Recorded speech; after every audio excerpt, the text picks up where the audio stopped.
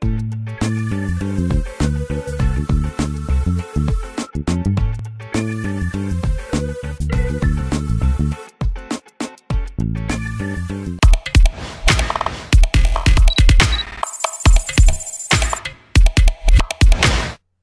up everyone, this is From Chang with part 5 of my Armored Core 5 tank design corner.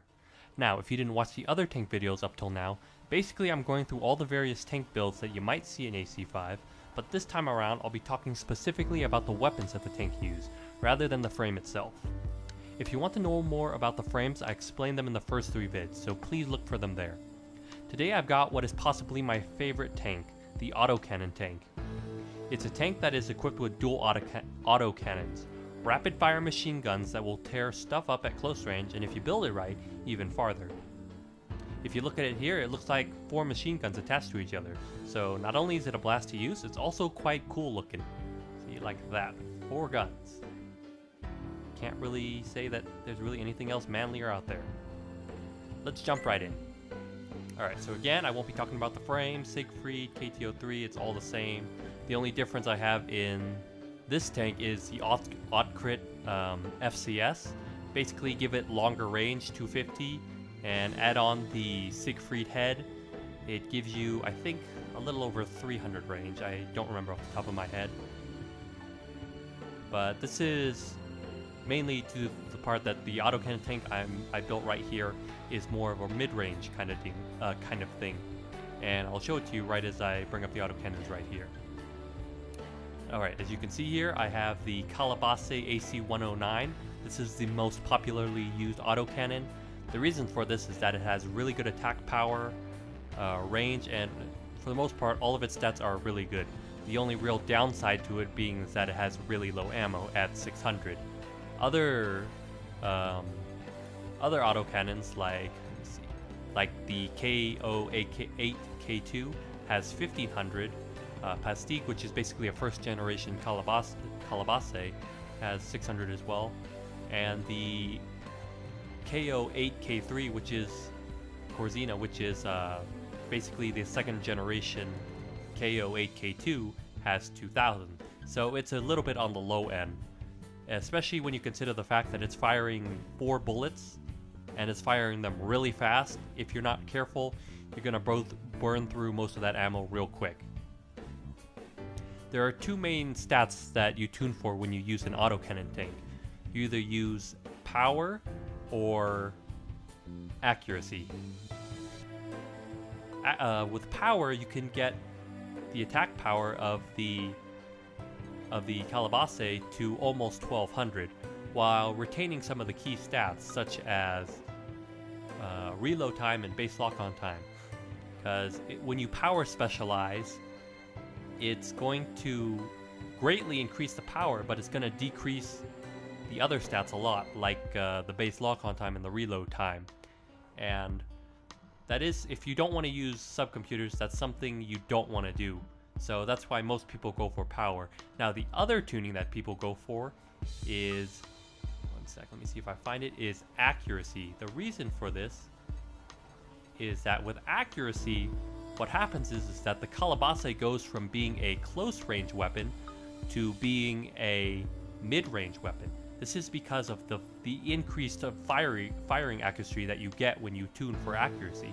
As you can see here, it's 72. On a power Kalabase, it's down to 58. What that means is that the spread of the bullet when it shoots is a lot tighter.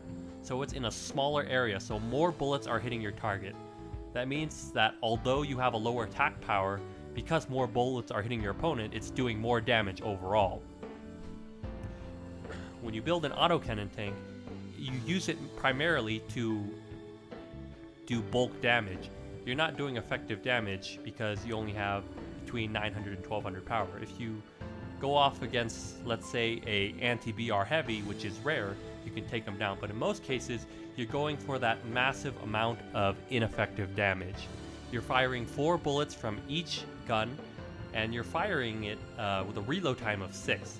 So that is just really, really fast. I can actually demonstrate it to you real fast right here, just to give you an idea of how fast that is. And like I said before, you're just going for a whole lot of damage in a very short period of time.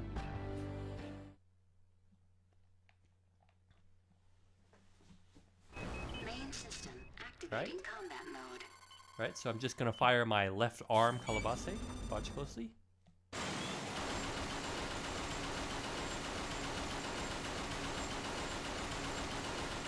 As you can see here, it's firing pretty fast, and also if you notice is that the spread is really close. So that means a lot more bullets are hitting target and are within you know, a smaller area, and it's just going to mean that the damage is going to add up a lot quicker. As you can see there, again, the spread is really small, which means a lot more of your bullets are going to hit. Let's get back here, assembly. And like I said before, right now I would say that accuracy tuning is the most popular on JP side for the reason I already mentioned like 3 or 4 times.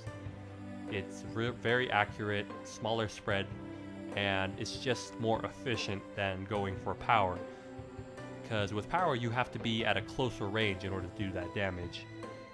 And with an autocannon tank, that's not always the best idea, especially depending on what kind of tank you use, especially like a light tank, because you have to keep a constant bearing on your opponent to keep that damage up, because you're doing it damage over a long period of time where you have to keep your weapons on them.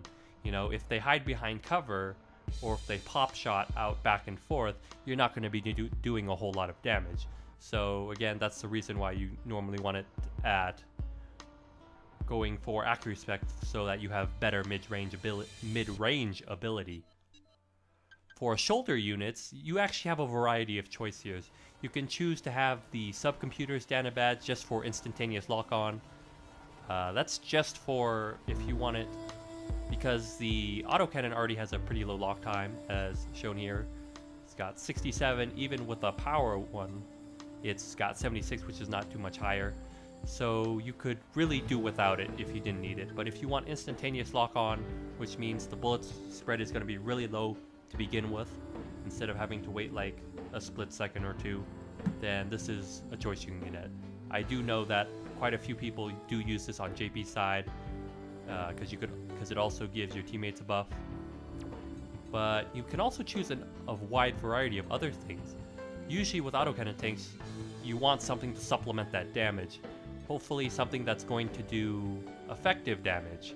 For instance, against things like midweights, you might want to equip Mathura missiles, which do 1256, which is above what most midweights are capable of getting, or most TE midweights.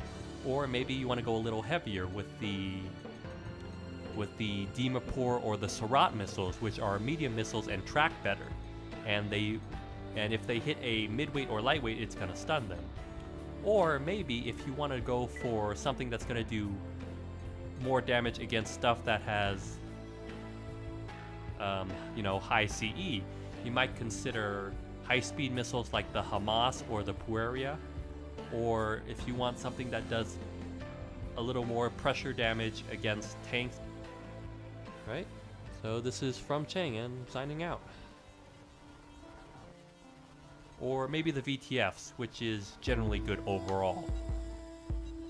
But like I said before, you do have a wide variety of choices. You could really equip anything here, because the autocannons are a pretty solid weapon by themselves, although they work best with if they have other weapons to complement them. You know, maybe an auto attack gun. So instead of just, you know, 2 autocannons firing, you've got 2 autocannons and 2 auto attack guns if you're using the dual shoulders, as I'm using here with the Severn. Or maybe you want reserve magazines to add the ammo because you don't think 600 per autocannon is enough. There's really, you know, there's a huge amount of choices you can choose with an autocannon tank. And I think that about covers it for this Armored Core Design Corner. If you like this video, please subscribe to the channel. And if there's any builds that you'd like to see me show off or use, please let me know in the comments. You know, I'd love to know what some of the things you'd like to see me show off or talk more about in this design corner. Alright, this is from Cheng, signing out.